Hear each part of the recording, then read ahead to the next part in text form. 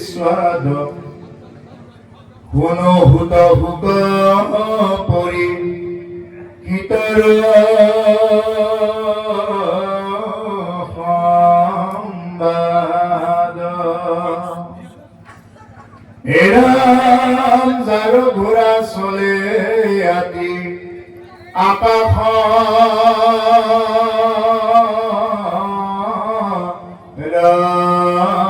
পথে সসাগৰা পৃথিৱী জিনিলাই কেৰথে জম্বুদ্বীপপতি পৰি হিতম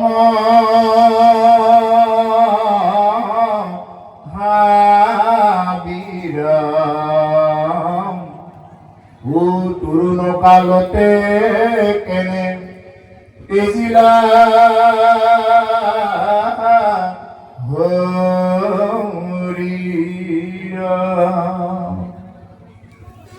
ভৃত্য যেন খাতে পৃথিৱীৰ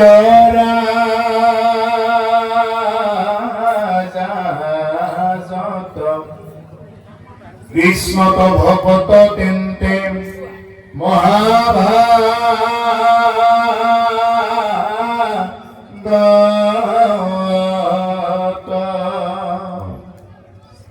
হৰিস্ম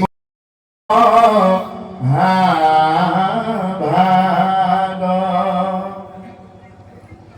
এই প্ৰভুসকল আজি যি আপোনাসৱে বৈকুণ্ঠৰ কল্পটোৰ ভাগৱত পাঠ ব্যাখ্যা অনুষ্ঠান আয়োজন কৰিছে কিয় কৰিছে এইটো ভাগৱত পাঠ ব্যাখ্যা অনুষ্ঠান আয়োজন নকৰি অন্য কিবাও কৰিব পৰা গ'লহেঁতেন যেনেদৰে মহামুনীন্দ্ৰ মহন্ত শুকদেৱে মহাৰাজ পৰীক্ষিতৰ আগত ভাগৱত ব্যাখ্যা কৰি শুনালে অৰ্থাৎ তেওঁ বেলেগ কিবা যাগ যজ্ঞ পূজা পাতল কৰিব পাৰিলেহেঁতেন কিন্তু কলিতম বুলি ভাবি কি কৰিলে তেওঁ এই যে কেৱল ভাগৱত কথা তেওঁৰ আগত প্ৰকাশ কৰিলে যাৰ কাৰণে কলিযুগৰ আৰম্ভণিতেই ৰজা পৰীক্ষিতে গতিও পালে আৰু এই যে আপোনাসৱে যে আয়োজন কৰিছে কিয় কৰিছে এই আয়োজনৰ মূলতে হ'ল ভাগৱত আগতে ফল হৈ আছিল কুকৰ মুখে ভূমিত পৰাৰ লগে লগে ভাগৱত কি হৈ গ'ল ফলৰ পৰা ৰস হৈ গ'ল সেইকাৰণে কি কৈছে এই সকল নিগম কল্পতৰ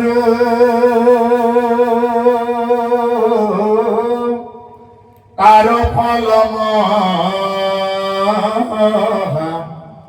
ভাগৱত হুকমুখে ভূমিত ভৈৰাবিদিত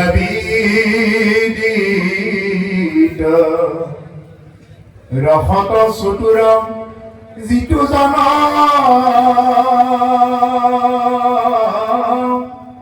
কৃষ্ণৰ চৰণে দিয়া মন পৰম সন্তোষে পিয়ুক ৰসয়মিত পৰম সন্তোষে পিয়ুক ৰসয়মিত সকলো নিগম কল্পতৰ শাস্ত্ৰসমূহৰ ভিতৰত ভাগৱতে একমাত্ৰ শাস্ত্ৰ য'ত ৰস নিহিত হৈ আছে কৈছে যে আগতে ভাগৱত ফল হৈ আছিলে প্ৰভুসকল যেতিয়া মহামুনীন্দ্ৰ মহন্ত শুকদেৱে মহাৰাজ পৰীক্ষিত ক'লে লগে লগে ফলৰ পৰা ভাগৱত ৰসলৈ পৰিণত হ'ল সকলো নিগম কল্পতৰু তাৰ ফল মহাভাগৱত এই কল্পতৰু শাস্ত্ৰসমূহৰ ভিতৰত ভাগৱত হ'ল কি এখন উত্তম শাস্ত্ৰ আৰু কৈছে ৰসত চতুৰ যিটোজন কৃষ্ণৰ চৰণে দিয়া মন পৰম সন্তোষে পিয়ুক ৰসমৃত আগতে ভাগৱত ফল হৈ আছিল ফলৰ পৰা কি হৈ গ'ল শুকমুখে ভূমিত পৰাৰ লগে লগে ভাগৱত ফলৰ পৰা ৰস হৈ গ'ল গতিকে আপোনাসৱৰ দৰে ৰসত চতুৰ ৰসজ্ঞ লোকসকলে এই ভাগৱতৰ ৰসবিলাক আস্বাদন কৰিব পাৰে যি ৰসতে চতুৰ নহয় তেওঁ ভাগৱতৰ কথা যিমান ক'লেও তেওঁ এই ভাগৱতৰ কোনো কথাই তেওঁৰ গাত ক্ৰিয়া নকৰে। যেনেদৰে আমি এটা গিলাচত যদি অকণমান চেনি আৰু নিমখ লৈ যদি ঘাটি দিওঁ এইটো লগে লগে ঘাটি যাব, এইটো মানে ঘাট খাই যাব। ইয়াত যদি বালি বা শিল অকণমান লৈ যদি ঘাটি থাকো এইটো কিন্তু ঘাট নাখায়, এইটো যিমানেই আমি ঘাটি নাথাকো কিয়।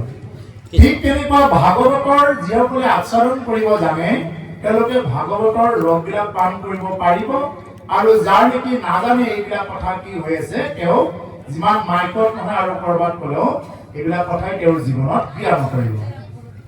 যি কি নহওক প্ৰভুসকল, এই ভাগৱত কথা মৃত্যুমুখী পৰীক্ষিতে শুনিলে।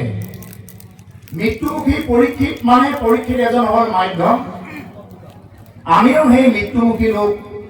আমাৰো সোম মঙল বুধ বৃহস্পতি শুক্ৰ শনি ৰবি এই 7টা বাৰৰ যিকোনো এটা বাৰত মৰিব লাগিব। কিন্তু আটাইতকৈ দুৰ্ভাগ্যৰ কথাটো হ'ল ৰজা পৰীক্ষিতে জানে যে তেওঁ অহা 7 দিনত মৰিব, আমি নাজানো কোনটো 7 দিনত মৰিম, আমি হলে এইটো নাজানো। এই হ'ল ৰজা পৰীক্ষিত আৰু আমাৰ মাজৰ এটা প্ৰধান পাৰ্থক্য। আমি ৰবিবাৰ কোনটোত মৰিম আমি নাজানো, সোমবাৰ কোনটোত মৰিব লাগিব আমি নাজানো, কিন্তু ৰজা পৰীক্ষিতে জানিছিল যে তেওঁ অহা 7 দিনত মৰিব। সেইকাৰণে প্ৰভুসকল ৰজা পৰীক্ষিততকৈ আৰু এখন চৰাকৈ আমি কি কৰিব লাগে, কৃষ্ণ কথা শ্ৰৱণ কীৰ্তন কৰিব লাগে। ৰজা পৰীক্ষিতে ভাগৱত কথা শুনিলে এটুপি পানীও নোখোৱাকৈ। যি ৰজা পৰীক্ষিতে অকণমান পানীৰ কাৰণে শ্ৰমিক মুনিৰ ডিঙিত মৰা সৰ্প আঁৰি দিলে, অকণমান পানী বিচাৰি নাপায়তো তেওঁ অভিশপ্ত হ'ব লগা হ'ল। মৰা সৰ্প এডাল তেওঁ ডিঙিত আঁৰি দি কি হ'ব লগা হ'ল, অভিশপ্ত হ'ব লগা হ'ল। কোনে? ৰজা পৰীক্ষিত। আপোনালোকে সকলোৱে জানে। কিন্তু সেইজন ৰজা পৰীক্ষিতে ভাগৱত শুনিলে 7 দিন 7 ৰাতি তেওঁ এটুপি পানীও নোখোৱাকৈ। যাৰ কাৰণে ৰজা পৰীক্ষিতে গতি পোৱাৰ দৰে পালে। আৰু আমি ভাগৱতৰ মাজত আমি বিভিন্ন প্ৰকাৰৰ বস্তু আমি বাহ্যিক জিভাক বাহ্যিক জ্ঞান কৰোঁ, চকু কাণ গোটেইবিলাক আমি বাহ্যিকতাত লৈ যাওঁ কাৰণে আমাক ক্ৰিয়া নকৰে সেই হিচাপত, যিটো হিচাপত ক্ৰিয়া কৰিব লাগে। সেইকাৰণে প্ৰভুসকল এই পাঠৰ আৰম্ভণিতে আমি এইখিনি কৰিছো, যিজন ৰজা পৰীক্ষিত, এই ৰজা পৰীক্ষিত ইয়াত নামটো কৈ আছে যদিও আমাকেই কৈ আছে এই কথাখিনি আমি কি কৰিব লাগিব, এইখিনি বুজি ল'ব লাগিব। ইয়াতে কৈছে কৃষ্ণ কথা এইটো অমৃতটো কৰি চাত, কোনো ভূত ভোক পৰীক্ষিতৰ সংবাদ। এই কৃষ্ণ কথা এইটো অমৃততকৈ এইটো অধিক বুলি কৈছে। যেতিয়া ৰজা পৰীক্ষিতক ভাগৱত শুনাবৰ কাৰণে সুখদেৱ আহিছিলে তেতিয়া ইন্দ্ৰ দেৱতাই আকৌ আন পিনে লৈ আহিছিলে অমৃত। বোলে সুখদেৱক কৈছে বোলে গুৰুদেৱ আমাক ভাগৱত কথা শুনাব লাগে, তাৰ বিনিময়ত কি দিম, আমি পৰীক্ষিতক অমৃত দিম। আমি যি নেকি স্বৰ্গত অমৃত পান কৰি থাকো, যি খালে অমৰ হৈ যায়, এই অমৃত দিম ৰজা পৰীক্ষিতক, তাৰ বিনিময়ত কিন্তু আমাক ভাগৱত কথা শুনাব লাগিব। কিন্তু গুৰুদেৱ ভূপে ক'লে নাই নাই নহ'ব, আমি সেই হিচাপত নাই। আমি কি কৰিম, য'ত নেকি পাত্ৰ হ'ব উপযুক্ত পাত্ৰহে তেওঁ কি কৰিলে, এই ভাগৱত কথা শুনাই তেওঁক গতি দিলে। অৰ্থাৎ অত্যাধিক যদি ৰাজসিক ভাৱত থাকে, অত্যাধিক যদি তামসিক ভাৱত থাকে, তেনে মানুহে ভাগৱত শুনিলেও তেওঁৰ কথাই এইবিলাকে ক্ৰিয়া নকৰিব। গতিকে সেইকাৰণে প্ৰভুসকল ইয়াতে কৈছে কৃষ্ণ কথা এইটো অমৃতত কৰি চা, অমৃততকৈও অধিক। সেইকাৰণে কৈছে নিগম কল্পতৰুৰ বৰ্ণিতম ফলম সুখ মুখাদমৃত দ্ৰৱ সংযুতম পিবত ভাগৱত ৰসমালয়ম মুহুৰহুৰসিকা ভূমি ভাবুকা। ইয়াত কি হৈ আছে, ভাবুক হৈ পান কৰা। ইয়াত সমস্ত ৰসবিলাক আছে ভাগৱতৰ মাজত, সমস্ত ৰস। আমাক কি লাগে, কি দিয়া নাই ভাগৱতে, গোটেই ৰস দিছে, মাত্ৰ আমি কি নাজানো, এই ৰসবিলাক জীৱনত আমি ল'ব নাজানো।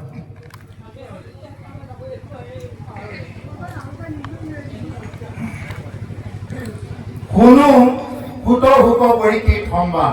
এতিয়া কৈ আছে পৌনক আদি কৰি ঋষিসকলে গুৰু ভূতক কৈ আছে, ভূতক মানে যি নিজ কুলৰ আছিল বুলি আগতে কোৱা হৈছিলে বা জ্ঞান কৰিছিলে, এই ভূতক কৈ আছে যে এই গুৰুদেৱ আমাক কি কোৱা, সুখ আৰু পৰীক্ষিতৰ সংবাদ কোনোৱা, তেওঁলোকৰ মাজত কিনো আলোচনা হৈছে এই কথাখিনি কোনোৱা। যাৰ ঘোঁৰা চলে আতি আকাশৰ পথে, যাৰ ঘোঁৰা আকাশী পথেৰেও চলে, অহাগৰা পৃথিৱী জিলা একেলথে। ৰজা পৰীক্ষিত তেওঁ নিজৰ বাহুবলেৰে তেওঁ চক্ৰৱৰ্তী ৰজা।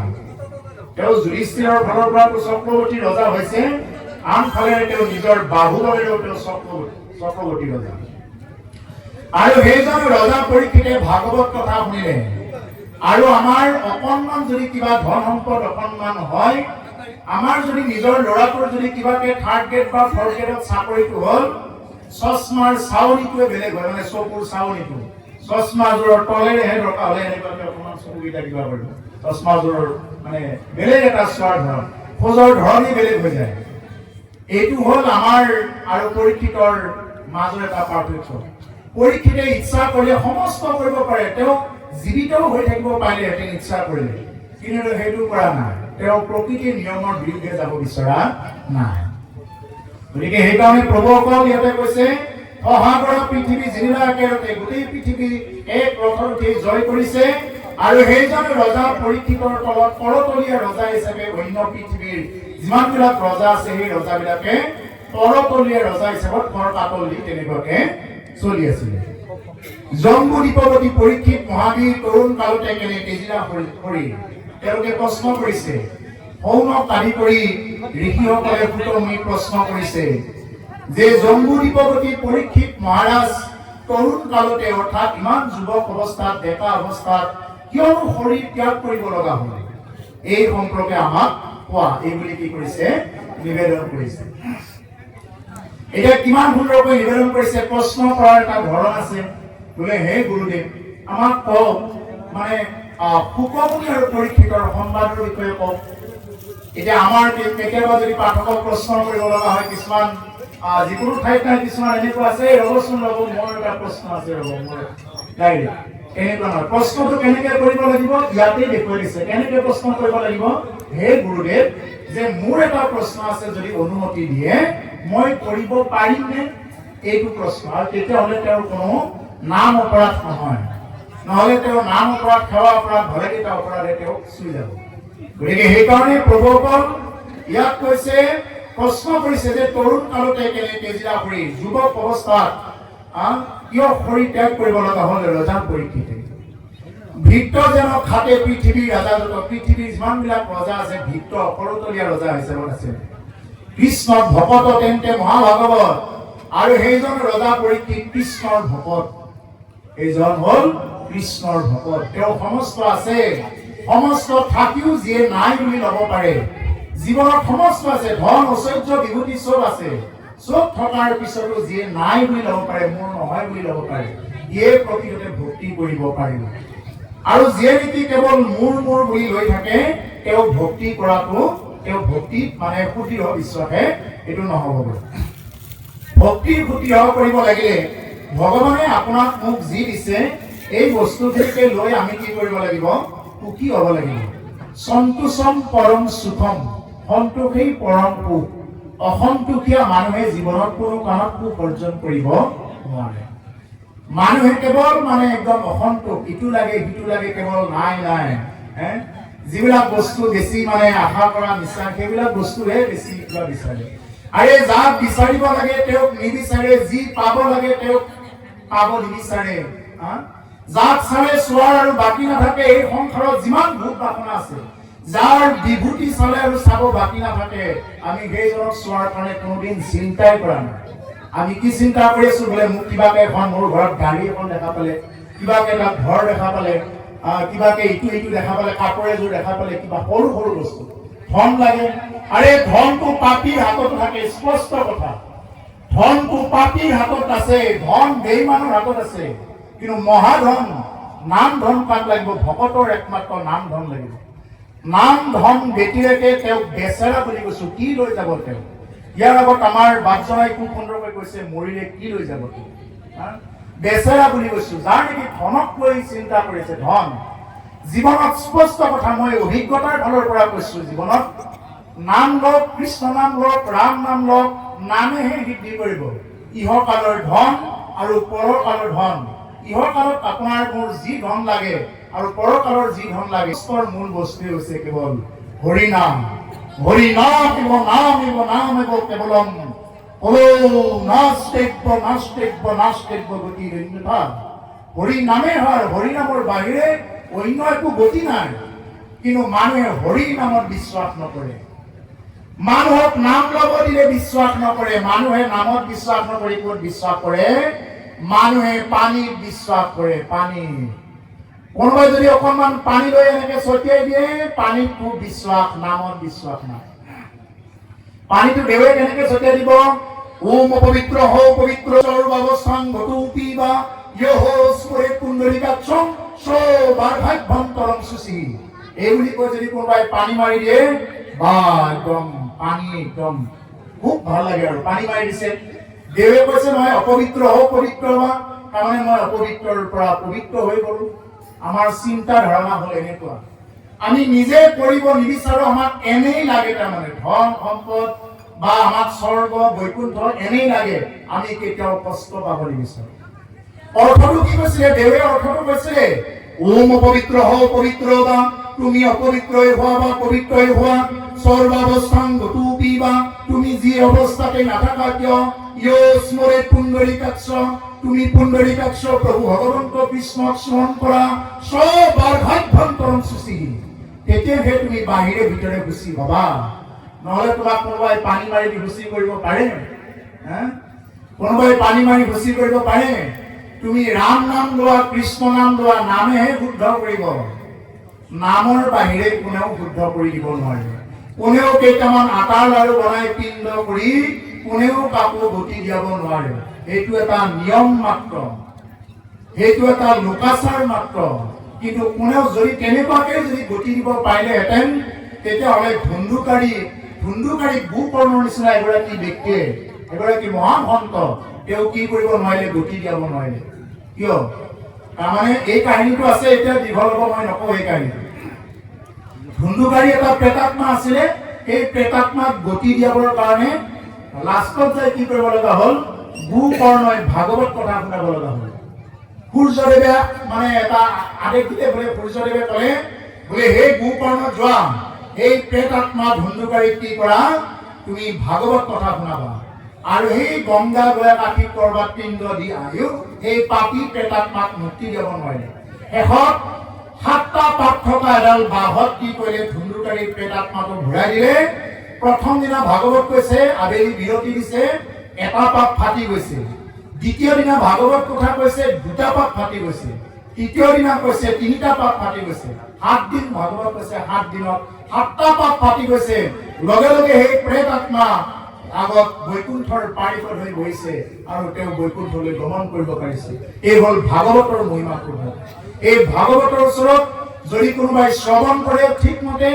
যদি কোনোবাই দৰ্শন কৰিব পাৰে আৰু যদি কোনোবাই স্পৰ্শ কৰিব পাৰে এই 3টা বিষয়ত কি কৰিব পাৰে পাপ ধৰিব পাৰে পাপ হৰণ কৰিব পাৰে আজি নিশ্চয় আপোনালোকে ভাগৱত শোভাযাত্ৰা কৰিছে নহয় জানো কৰিছেনে ভাগৱত শোভাযাত্ৰা ভাগৱত যেতিয়া শোভাযাত্ৰা কৰিছে পদূলিয়ে কি কৰিব এই ভাগৱত ভাগ আজি পদূলিয়ে গৈছে তাৰ মানে কি যিসকলে আহিব নোৱাৰিলে বৃদ্ধ বয়সস্থ যিসকলে বিচনাৰ পৰা আহিব নোৱাৰিলে বা পদূলিটোত ভালে কিবাকে আহিব পাৰে আৰু তাৰ পৰা আহিব নোৱাৰে তেওঁ যদি তাৰ পৰা ৰৈও যদি এটা সেৱা কৰে তেতিয়াহ'লে কি হ'ব তেওঁৰ সমস্ত পাপ নাশ হ'ব পাৰে এই যে গছ লতিকা তৰু তৃণ সমস্ত এই ভাগৱত ভাগ দৰ্শন কৰাৰ লগে লগে তেওঁ সমস্ত পাপ নাশ হ'ব পাৰে এই হ'ল ভাগৱত শোভাযাত্ৰা দৰ্শন কৰাৰ মহিমা যদি কোনোবাই কাণেৰে শ্ৰৱণ কৰিব পাৰে শ্ৰৱণ কৰিলে কি বুলি কৈছে মহাপুৰুষ মাধৱপুৰে কৈছে এই কৰ্ণপতে ভকতৰ হিয়াতং প্ৰৱেশী হৰি দুৰ্বাসনা হৰে সমস্তয় ও জলৰজতে কমলং যেহে নহৰত কালে স্বভাৱতে নিৰ্মল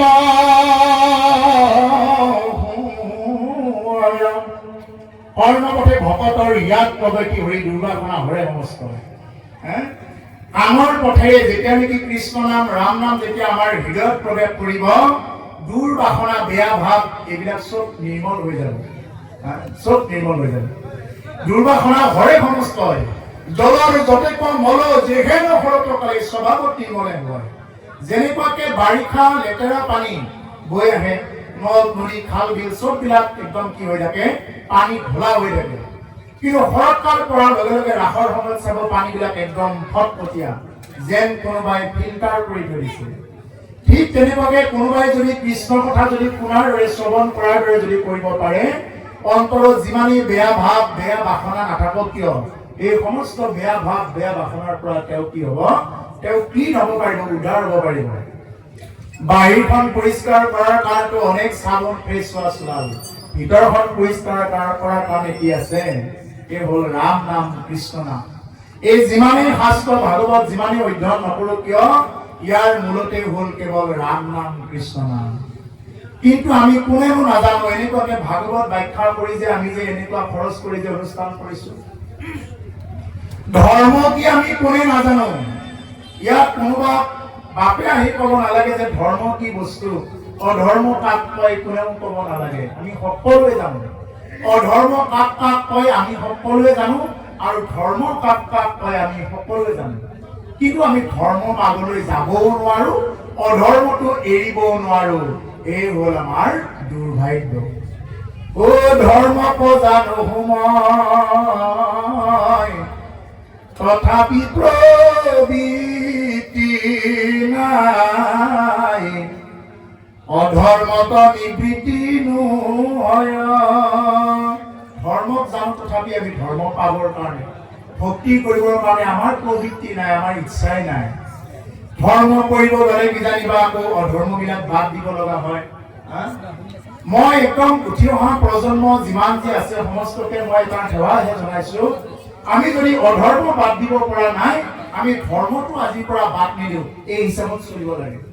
প্ৰভু অকল মই ক'ব লাগে কাৰণে কোৱা নাই, এনেই বঢ়াই দিয়াৰ কাৰণে ক'ব লাগে কাৰণে কোৱা নাই, জীৱনত অভিজ্ঞতাৰ পৰাই মই কৈ আছো কথাখিনি যে আমি কি কৰিব লাগিব, অধৰ্ম যদি বাদ দিব পৰা নাই, আমি যদি অধৰ্ম বাদ দিব পৰা নাই, ধৰ্মটো বাদ দিব নালাগে।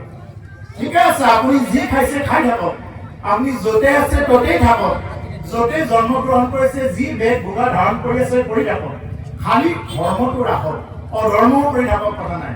কিন্তু যেতিয়া ধৰ্ম কৰিব, নাম ল'ব, ৰাম নাম কৃষ্ণ নাম যেতিয়া ল'ব আৰম্ভ কৰিব, তেতিয়া দেখিব হৃদয়খন পবিত্ৰ হৈ উঠিছে, অন্তৰ ফাটো ফাটো হৈ পৰিব। আনক কৃষ্ণ কথা ভক্তিৰ মাৰ্গত কথা কোৱাৰ কাৰণে বুকুখন ফাটো ফাটো হৈ থাকিব। এই হ'ল ভক্তিৰ মহিমা পূৰ্ণ।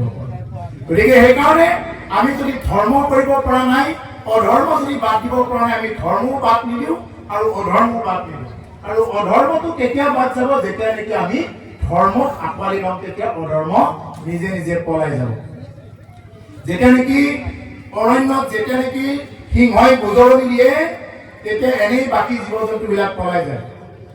এই পুণ্য অৰণ্যৰ মাজে মাধৱৰ নাম সিংহ, প্ৰকাশক ৰয়তি বৰে, ও যাৰ ধ্বনি শুনি ভয়ে মহাপাপী হস্তিচৰে, পলায়াতি কাষত লৰে ৰাম, ও পলায়াতি কাষত লৰে। পুণ্য অৰণ্যৰ মাজে মাধৱৰ নাম সিংহ। আমিও এখন অৰণ্যত বাস কৰি আছো, এই সংসাৰ ৰূপী অৰণ্যত। যেনেকৈ আমি দেখা অৰণ্যখনত বাঘে সিংহই গোজৰি তুলি দিয়াৰ লগে লগে তাতে অন্য জীৱ জন্তু ৰৈ নাথাকে, পলাই পত্তন দিয়ে। ঠিক তেনেকুৱাকে আমি এই অৰণ্যত, এই সংসাৰ ৰূপী অৰণ্যত থাকি যদি আমি যদি নাম সিংহ গোজৰি দিব পাৰো, যদি আমি কৃষ্ণ নাম ৰাম নাম যদি জপ কৰি থাকিব পাৰো, অন্য সমস্ত পাপবিলাক এনেই পুৰি চাৰখাৰ হ'ব। চাৰখাৰ হবই হ'ব, ইয়াত নোহোৱাৰ কোনো কথা নাই। কিন্তু আমি কি কৰিব লাগিব, তাৰ কাৰণে আমি কেৱল নাম ল'ব লাগিব, নামেহে আমাক সেইবিলাক কৃপা কৰিব। যি কি নহওক, প্ৰভুসকল ইয়াতে কৈছে যে হৰিক স্মৰি কিমতে কৰিলা তনুতীয়া, কহিও তাহানৰ জন্ম পুত মহাভাগ। হে পুত মুনি, আমাক কোৱা যে হৰিক স্মৰণ কৰি কেনেকৈ তেওঁ উত্তৰত্যাগ কৰিলে। আমি ইমান দিন কুমৰ ধুমে ধুম্ৰবন ভৈৰৱ কলেবৰ, কুমৰ ধোৱাৰে আমাৰ কলেবৰ মানে শৰীৰবিলাক আমাৰ ধোঁৱাবৰণীয়া হৈ গ'ল। ইমান দিন এইবিলাক কৰি আছো, যাগ যজ্ঞ পূজা পাতল কৰি থাকিও এইবিলাক কিন্তু সাধাৰণ সাধাৰণ ৰীতি নাছিলে। বেদত পাৰ্গত লিখি আছিলে, এইবিলাক বেদত পাৰ্গত বেদজ্ঞ লিখি আছিলে তেওঁলোক। আৰু তেওঁলোকে কি কৰিলে, বোলে হে গুৰুদেৱ, আমি ইমানবিলাক কৰিলো, সহস্ৰ বৎসৰ আমি এনেকুৱাকে কৰিলো, কিন্তু আমি মানে পৰীক্ষিতে যেনেকুৱাকে 7 দিন ভাগৱত শুনি গতি পালে, আমি পোৱা নাই ইয়াৰ কাৰণটো জানিব বিচাৰো তেওঁলোকে ক'লে নিবেদন কৰিলে বোলে হে গুৰুদেৱ আমি ইমান দিন যাগ যজ্ঞ পূজা পাতল কৰি যে আমি গতি পোৱা নাই তাৰ কাৰণটো জানিব বিচাৰো তেতিয়া গুৰুদেৱে কৈছে এই কথাখিনি যে নামৰ বাহিৰে আৰু অন্য কোনো গতি নাই এই নাম লৈ এই ভাগৱত কথা শ্ৰৱণ কৰি ৰজা পৰীক্ষিতে গতি পালে যদি ৰজা পৰীক্ষিতে কলিৰ প্ৰাৰম্ভিক সময়ত গতি পাইছে আপুনি মই কিয় নাপাম নোপোৱাৰ কোনো কথা নাই পোৱা হ'বই নাপাম বুলি ভাবিলে নাপাব যদি কোনোবাই নেগেটিভ মাইণ্ড লৈ থাকে বোলে মই নাপাম নহ'ব নেকি এইটো সঁচাকৈয়ে নহ'ব হ'ব কিয় নহ'ব ভাগৱতে বাৰ বাৰ কৈছে কি মহাপুৰুষৰ বাণী বৃথাতে যাব মহাপুৰুষে বাৰ বাৰ কৈছে কি বৃথাতে যাব ঈশ্বৰ কৃষ্ণ ৰামে বাৰ বাৰ এইবিলাক কথাই আমাক দেখুৱাই কৈছে কি বৃথাতে যাব কলি যুগত কেৱল ৰাম নাম কৃষ্ণ নামী শ্ৰেষ্ঠ বুলি কৈছে যেই নাম সেই হৰি জানা নিষ্ঠ কৰি আপোন নামৰ সংগ নচৰন্ত হৰি যিয়ে নাম লৈ আছে সেই হৰি ই এইবিলাক বৃথাতে যাব কিন্তু আজিৰ প্ৰজন্মই কিন্তু এইবিলাক কথাত কোনো ধৰণৰ মান্যতা নিদিয়ে কোনোবাই শংকৰদেৱে কৈছে মাধৱ গুৰুৱে কৈছে এইবিলাক কথা কোনো ধৰণৰ মান্যতা নকৰে ধৰ্মৰ ওপৰত কোনে কথা কৈছে আজি কোনে কিছুমান এনেকুৱা বুদ্ধিজীৱী কিছুমান এনেকুৱা সৃষ্টি হ'ল বোলে ধৰ্মৰ ওপৰত গ্ৰীক দাৰ্শনিক এৰিষ্টটলে ধৰ্মৰ ওপৰত এনেকুৱা এটা সংজ্ঞা দিছে বাহ পশ্চিমীয়া একদম গ্ৰীক দাৰ্শনিক এৰিষ্টটলে বাহ ধৰ্মৰ ওপৰত কৈছে ৰিলিজন বাহ বোলে প্লেটোৱে কৈছে ধৰ্মৰ ওপৰত এটা সংজ্ঞা কাৰ্ল মাৰ্ক্সে কৈছে লেনিনে কৈছে বাহ ধৰ্ম এনেকুৱা কিন্তু তেওঁলোক এনেকুৱা হৈ আছে যে শংকৰ মাধৱে কি কৈছে এই কথাটো কিন্তু আমি কোনেও এতিয়া নামানো কোনেও বুজি নাপাওঁ এই দেশতেই জন্মগ্ৰহণ কৰিলে মোৰ গুৰু শংকৰ গুৰুৱে তেওঁ কি দিয়া নাই কি দেখুৱাই যোৱা নাই ইমানখিনি দিয়াৰ পিছতো কিন্তু আমি শংকৰ গুৰুহে কৈছে আমি নামানো কিন্তু কোনোবা যদি কাৰ্ল মাৰ্ক্সে লেনিনে কয় এইবিলাকৰ ওপৰত পৰীক্ষাটো লিখিব আৰু সেইবিলাক কথা জানে সেইকাৰণে দুৰ্ভগীয়া এইকাৰণে ৰাজীৱ ভৰিয়া নামৰ শিল্পী এগৰাকীয়ে গাইছে এই পশ্চিমৰ বতাহজাক পূবলৈ বলিছে তাৰ জানো ৰাখিছ খবৰ পশ্চিমীয়া সংস্কৃতিয়ে গা কৰি উঠিলে লুইতখন ভৰিলে দিশ পেটেকাৰে পাৰত ভৰিলে যাবৰ পশ্চিমৰ বতাহজাক পূবলৈ বলিছে তাৰ জানো ৰাখিছ খবৰ পশ্চিমীয়া সভ্যতাই গা কৰি উঠিলে যাৰ কাৰণে আজি আমি ধৰ্ম কি বস্তু জানো কিন্তু মানিব নোৱাৰো অধৰ্ম কি বস্তু জানো তাকো আমি এৰিবও নোৱাৰো এই অৱস্থাত আমি চলি আছো কিন্তু এইটোৱে হ'ল আমাৰ দুৰ্ভাগ্যপূৰ্ণসকল আমি যেন কোনোদিনে আমি নমৰিম ইয়াৰ আগত আমাৰ হাজৰিকা বাপজনাই খুব সুন্দৰকৈ কৈ গৈছে আজি মই মাতৰ কাৰণে বহুত অসুবিধা পাই আছো এনেকুৱা ফাটা মাতেৰে ক'ব লগা হৈ আছে নিশ্চয় আপোনালোকক অকণমান শুনি অস্বস্তি পাব পাৰে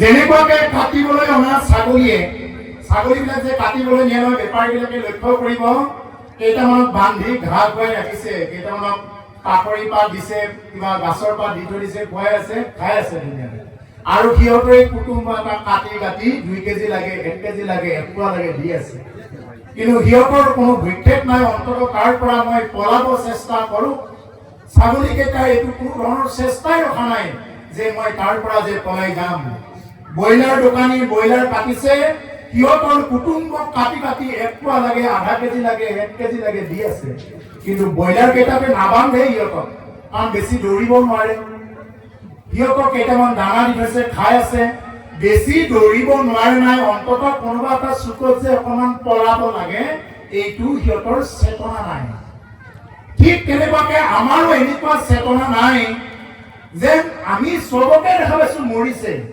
কোনোবাজনক দেখা পাইছো গৰ্ভতে মৰিল কাৰোবাৰ দেখা পাইছো অকণমান জন্মিয়েই মৰিছে কাৰোবাক দেখা পালো অকণমান যুৱক অৱস্থা হৈছে মৰিছে কাৰোবাক দেখা পালো বৃদ্ধ হৈ মৰিছে কাৰোবাক দেখা পালো খোজকাঢ়ি যাওঁতে মৰিছে হাতে বাটে কৈতে মিলৈ মৰণ ক'ত মৰণ দিলে আমি নাজানো কিন্তু আমি এনেকুৱা মূৰ্খামি কৰি থাকো যেন আমি পলাব চেষ্টা কৰা নাই ইয়াৰ পৰা এইখন যে জাল এই যে মায়াৰ জালত যে আমি ফন্দি আছো বজি আছো ইয়াৰ পৰা আমি পলাব চেষ্টা কৰা নাই যেন তেওঁহে মৰিছে মইতো নমৰো ইয়াৰ আগত অকণমান উনুকিয়াই গৈছে আমাৰ হাজৰিকা বাপজনাই, মই শুনিছো যে তেওঁলোকহে মৰিছে, তেওঁৰহে আটাটো মৰিছে, আমিতো নমৰো। এনেকুৱা ধৰণৰ চিন্তাধাৰা, আৰু এনেকুৱা ধৰণৰ চিন্তাধাৰা কৰিলে সেই ছাগলীকেইটা আৰু আমাৰ মাজত কোনো ধৰণৰ প্ৰভেদ নাথাকিব। গতিকে সেইকাৰণে প্ৰভুসকল ইয়াত উপস্থিত থকা শিশুৰ পৰা বৃদ্ধলৈকে সমস্তজনে আজি তৰিবৰ কাৰণে উপায়টো বিচাৰি আমি নিশ্চয় আহিছো। তৰণৰ উপায়, এই তৰণৰ উপায় হ'ল শৰণ, যিয়ে নেকি তৰিব মানে উপায়টো চিন্তা কৰি উলিয়াইছে যে আমি কেনেদৰে আমি ইয়াৰ পৰা তৰিম। পুনৰূপী জনমম পুনৰূপী মৰণম, পুনৰূপী জননী জঠৰে শয়নম, পুনৰবাৰ জনম পুনৰবাৰ মৰণ, পুনৰবাৰ জননীৰ জঠৰাগ্নিত প্ৰৱেশ কৰাৰ পৰা আমি কেনেকৈ তাৰ পৰা ৰক্ষা পাম, এই কথাটোত আমি কি কৰিব লাগে, আমি চিন্তা কৰিব লাগে। জন্ম পোৱাটো ইমান সহজ কথা নহয়। ভাগৱতৰ ৩য় স্কন্ধত কৈছে জন্ম পাবলৈ কিমান কষ্ট। জীৱ যেতিয়া মনুষ্য ৰূপত আহে, মাতৃগৰ্ভত থকা সময়ত মাকৰ সেইখিনি সময়ত বেছিকে খাওঁ লাগিলে কি টেঙা, তিতা, জলকীয়া, খাৰ, আগতেতো খোলাও খাই দিছিলে। কিয় খাওঁ লাগে? সেই সন্তানটোৱে ভুগিব লাগিব নৰক যন্ত্ৰণা। আমি প্ৰত্যেকে ভুগি আহিছো। তাৰমানে সেই সন্তানটোৱে নৰক যন্ত্ৰণা ভুগিব লাগিব এইটো। তেতিয়া সেই সন্তানটোৱে এনেই মাতৃগৰ্ভত কিছুমান এই মানে সৰু সৰু কিছুমান পেলু জাতীয় পোকে কি কৰি থাকে, এই ছালখনত কামুৰি থাকে, সেইটো এটা দুখ পাই থাকে। যেতিয়া নেকি টেঙা তিতা এইবিলাক খাই দিলে লগে লগে সন্তানটোৱে মাতৃগৰ্ভত থাকোতে সন্তানটোৰ হাত ভৰিবিলাক লৰচৰ কৰিব ধৰিলে। মাকে আনন্দ কৰি আৰু অলপ জলকীয়া খাই দিছে, আৰু তেতিয়া সন্তানটোৱে ৰব নোৱাৰি তেতিয়া অতিষ্ঠ হৈ কৈছে, এই যদি কোনোবা ভগৱান আছা, যদি কোনোবা ঈশ্বৰ আছা, মোৰ আগত প্ৰকট হোৱা, মই জন্ম হৈ গৈ তোমাকেই ভক্তি কৰিম, মই তোমাৰেই চিন্তা কৰিম জন্ম হয়। আৰু আমি জন্ম হোৱাৰ পিছত আৰু সেইবিলাক চিন্তা বাদ দিলো। সেইকাৰণে জন্ম হৈ শিশুৱে কান্দে, কাহা ক'ত গ'ল, মই যে অলপ আগত দেখিছিলো সেইজন ক'ত গ'ল, মই যে অলপ আগত দেখিছিলো এই যে হৰিক দেখা পাওঁ আমি গৰ্ভতে। আৰু মাকে সেইদিনা সঁচা কথাটোকে কয়, কি বুলি কয়, বোলে নাই বাচা, একো নাই, লেংটা হৈ আহিছা, লেংটা হৈ যাব লাগিব বাচা, একো নাই, চব মিছা, একো নাই। সেইদিনা মাকে সঁচা কথাটোকে কয়। তাৰপিছত মায়াৰ কবলত পৰি কেৱল মোৰ ঘৰ, মোৰ মাটি, মোৰ ল'ৰা, মোৰ ছোৱালী, এনেকুৱা এটা অৱস্থাত আহি যায়। হ'ল মায়াৰ প্ৰভাৱ।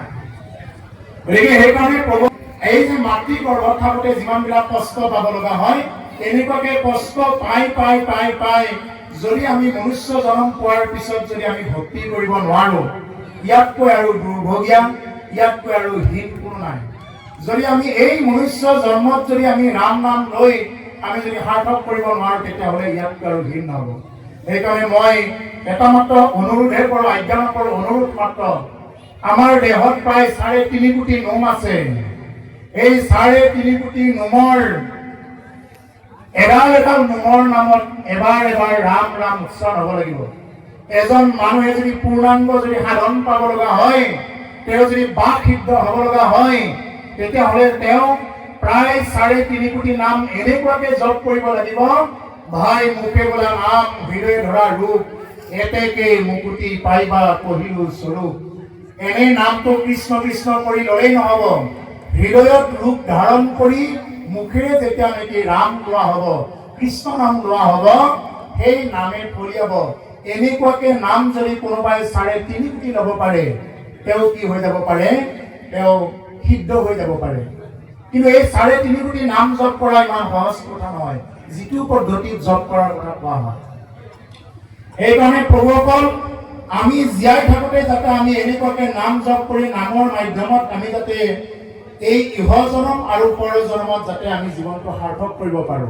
নহ'লে ইয়াতকৈ আৰু দুৰ্ভগীয়া নাই। এই ছাগলীকেইটা ব্ৰইলাৰকেইটাৰ দৰে আমাৰ একেই হ'বগৈ। এতিয়া কৈ আছে, হৰিচ মৰি জিমতে কৰিলা তনু ত্যাগ, পঢ়িও তাহানো জন্মভূত মহাভাগ। হে মহাভাগ্যশালী, তুমি কি কৰা, হৰিক স্মৰণ কৰি পৰীক্ষিতে কেনেকৈ তনু ত্যাগ কৰিলে, সেই কথাখিনি আমাক কোৱা।